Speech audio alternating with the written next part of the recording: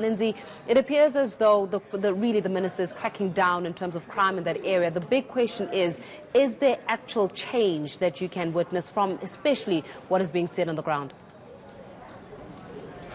Good afternoon, Faith. Well, you mentioned that the minister is saying gangsters' days are numbered, but in effect, they've only arrested around 20 gang members, and those 20 gang members were not all arrested in this period while the army has been there. So that, is questionable whether they're really making inroads into breaking apart those gangs. They have, however, arrested over 1,000 people, and another 800 wanted suspects are behind bars since the army was deployed there. But still a lot of unhappiness among the community on the ground. As we know, there's only around 1,300 soldiers. The problem areas are widespread. The soldiers can't be everywhere at the same time. And so many community members feeling that it's still largely very unsafe in their streets, especially at night. They say the army comes in sporadically. As soon as they leave, the shooting starts up again. And also some claims by some community members that they are being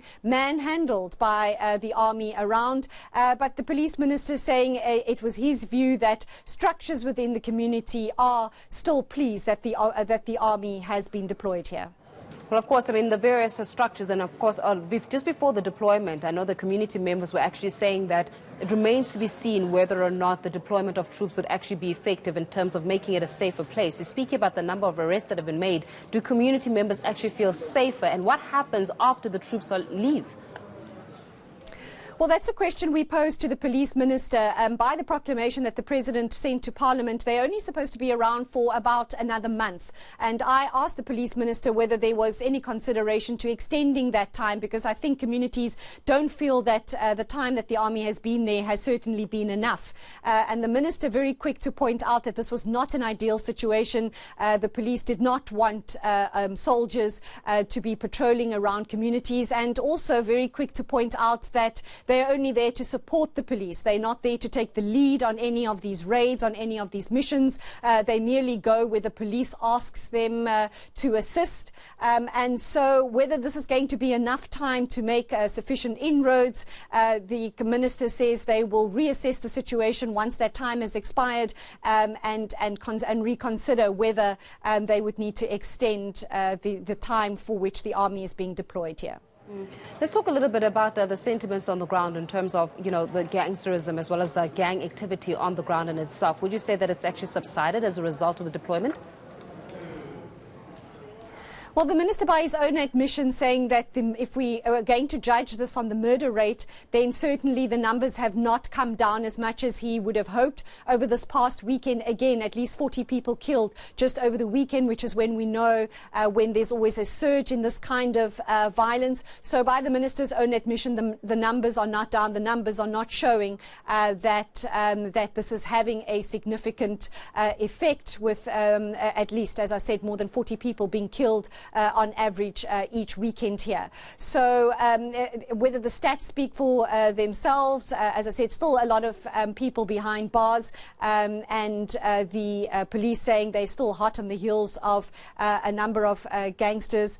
But whether it's going to make a significant impact, or whether communities at least are feeling a significant impact, I would say it's too soon for them to notice any remarkable change in their communities. Lindsay, I know that it's definitely one to leave in terms of, getting the sentiments around safety, looking at the numbers. And unfortunately, in the South African context, or any context for that matter, the numbers don't lie. And if the numbers are saying that actually there's not been a significant difference, one worries about the community after the deployment of troops has actually left. In other words, after they've gone, what happens then? And what happens to those whistleblowers who've come to the forefront for the sake of protecting the community? Well, there's been a lot of issue in the Western Cape that there's simply just not enough boots on the ground. The minister's saying that there are around 5,000 trainees in police academies across the country, 1,000 of them from the Western Cape. And he gave the assurance today that once that training is completed in December, those police trainees will be deployed here in the Western Cape, more specifically mostly in Cape Town. But also the province is without a permanent provincial provincial police commissioner. As you know, the former provincial police commissioner dispatched to KwaZulu-Natal. Again, the minister saying today it was very important that a permanent appointment is made, but that again will also take time. So I think a lot needs to be done before communities really feel the change, and they also want to see illegal shebeens shut down, saying that there's just too much violence emanating from those, but the police minister very quick to point out that it's not only from shebeens that criminality is emanating. Let's take a listen to what he had to say. Illegal shebeens, why are they not shut? Illegal shebeens should be all shut down. That's a call. You don't have to ask first and second. So maybe to deal with illegal shebeens as the only source of criminality is wrong. Shebeens that break the law become illegal. One night we were patrolling here. We went to Kukuletu. The shebeen that they have a license of closing at 2. We came there 2:25 in the morning. Azazisha. They were still there and they were still dancing and everything.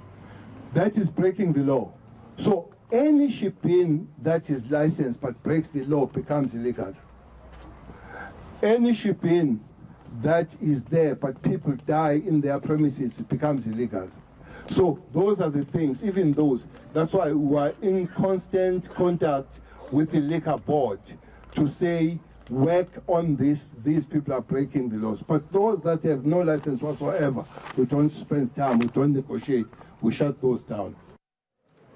Well, appearing so that the minister is really cracking down in terms of crime as well as the various avenues of crime. Lindsay, we're going to leave our conversation there for this afternoon, but thanks a lot for joining us and shedding some light in terms of exactly what the minister shared in terms of just cracking down on crime in Mitchell's Plain.